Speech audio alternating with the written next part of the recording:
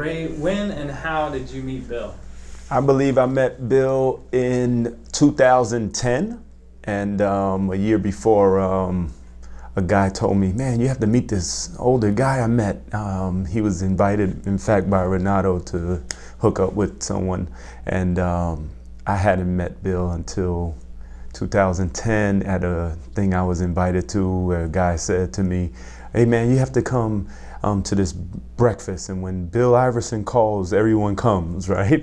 And so I showed up, and it was just incredible. So we connected, and the young fella that told me that I needed to meet him actually didn't know when I was describing the guy. He's like, "Oh, this sounds like the guy I met, but you need to meet him." I had known his grandson well before that, and I met his grandson in 2008 through another mutual friend. But the time that I met Bill Iverson was very crucial for my own personal life. It was at a time where I was ready to give up. I had 6 weeks planned with 6 different pastors to come and teach through 6 chapters of Ephesians, 666, right? And I was planning my exit plan. And Bill Iverson came by the church when we were on Parkhurst. We just had a 6-car converted garage in the first floor of an apartment building. And he came into the church and was able to see so many things that I had already, you know, kind of excluded from my mind and my thought and my heart and so forth as I was planning my way out. And he began to speak about how there's couples, there's marriage, there's diversity in the church, you're teaching expository, all kinds of different things that I had missed. And we connected, you know, and one thing that impacted me, and I would tell everybody all the time, was he was like an old man in a 35-year-old's body, man. He's going around sharing the gospel, and it just stirred me because that was really my heart. So here it is. I'm invited to go to to be a part of this event that was going on in the juvenile jail. But a friend of mine had invited me, and remember, I'm in the process of, I'm out of here, I'm done with this stuff, right? And Bill Iverson was supposed to be there as well, and he heard I had told him that I was going to this thing, and so he couldn't make it. And so he tells the lady, "There's a guy, Ray Dash, that's gonna come. Can you just have him fill in for whatever I was gonna do for you," right?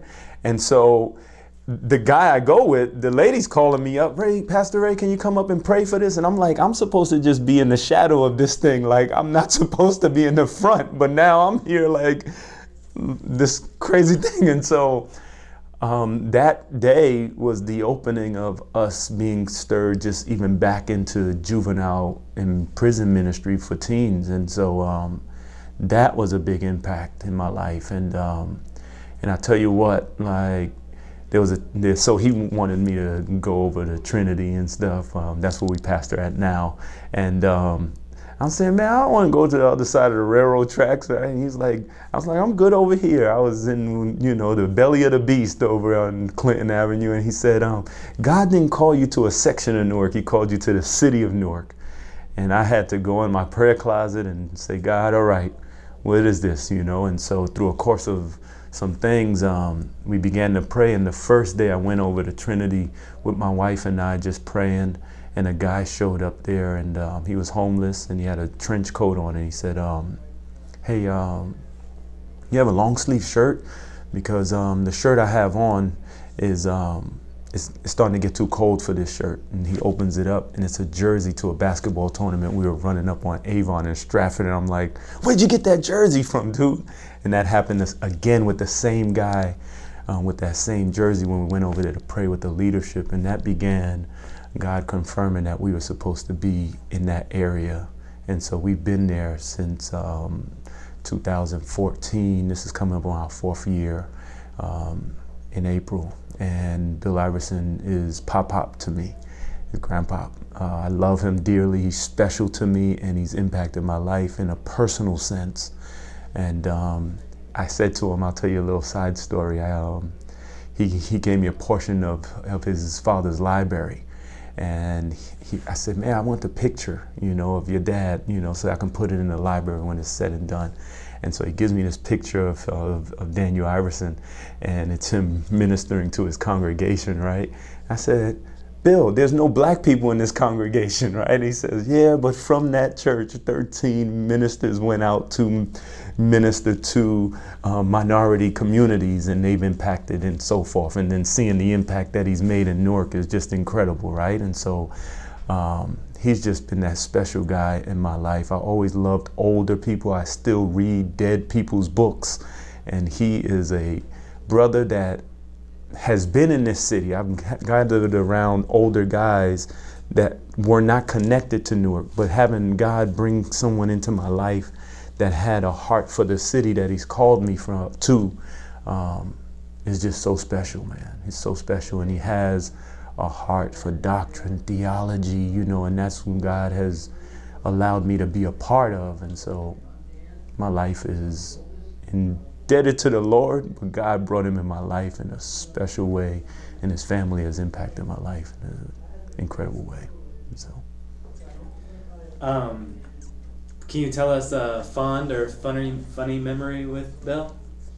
I have a couple, but I'll tell you one, right? One day he came into the garage, and so he does this little joke where, like, have you been a good kid? You know, and the kid, and he starts spanking his leg, right? And a parent saw that and thought that he was spanking one of their kids. And so I was like, no, that's not what happened. No, that old man was spanking the kid. And I'm saying, no, that's not what happened.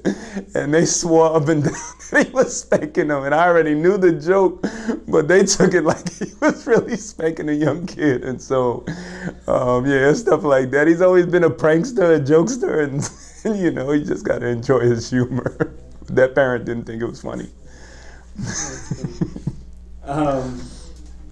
All right, and last, what's a lasting impact that he's made on your life? Well, to make sure that the essentials are there, and what I mean by that is just that personal life, just constantly reminding, hey, the importance of praying and spending time with the Lord, just making sure that that's on the forefront, and the other side of that, making sure you're getting outside of the four walls, you know, and so the prayer, the preparation to make sure that we're studying and communicating the gospel in every message, you know.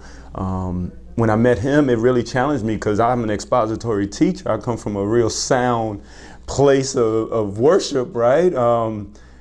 But he had me to examine the way that I communicated expositorily to see and make certain that I was communicating clearly the gospel in every sermon that I communicated. And so since meeting him, there's not one sermon that I've missed that the gospel has not been communicated clearly, death, burial, resurrection of Jesus Christ. And so he's been that instrument that God has used to, that's never going to leave me.